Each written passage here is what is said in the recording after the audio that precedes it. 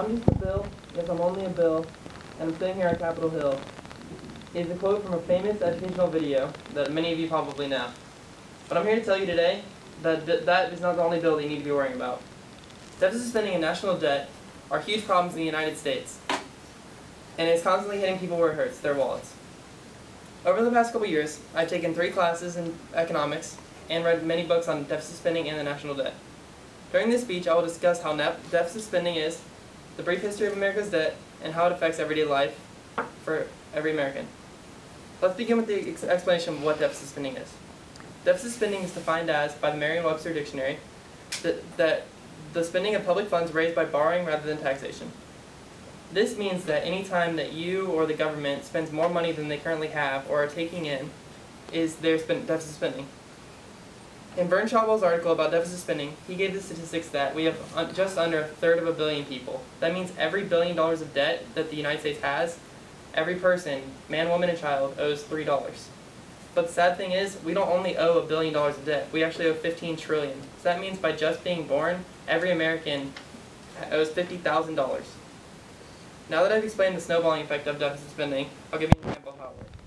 Let's say you get $5 a week from your job or your company, but there's something you want that's $10. So what do? Normally you say you could just save up for 2 weeks, but what if the store told you you could just buy it now, and then you could pay them back next week?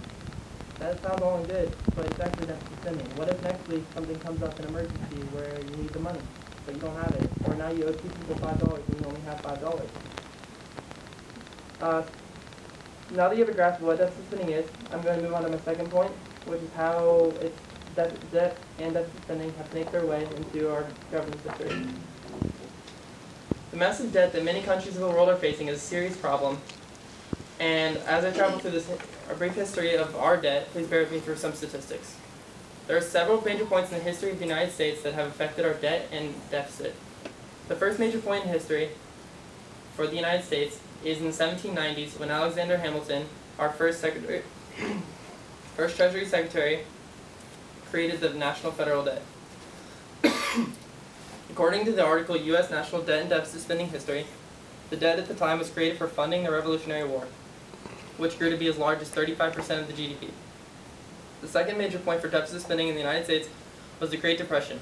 The Depression itself actually didn't affect the debt that much, but the way our president decided to get us out of the debt was.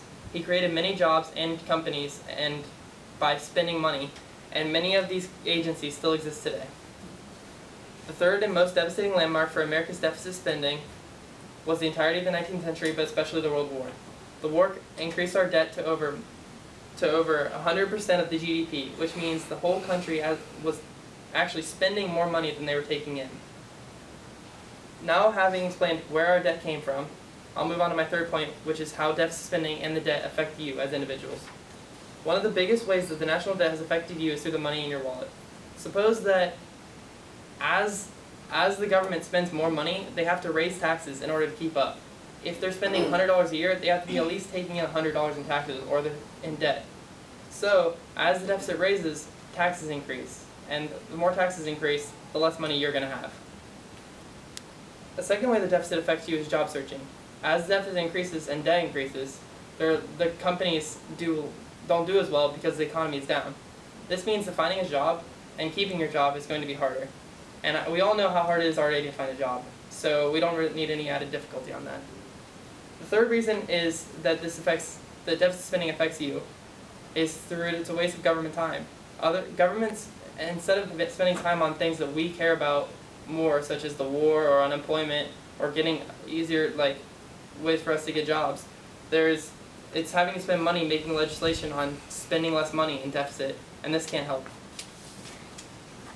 Today we have learned what deficit spending is, how it is formed and snowballed into the massive debt we have today, and how it can affect you in your everyday lives. Though the United States has a massive debt that has accumulated over the last 200 years, we are in no way the worst off, nor are we alone in our plight in the world. But just because we're not the only ones doesn't mean it's less of a problem. So if you care about the future of the United States and what she stands for, then friends, ask not what you can do for the dollar, but what the dollar can do for you. Other way around, but you got it.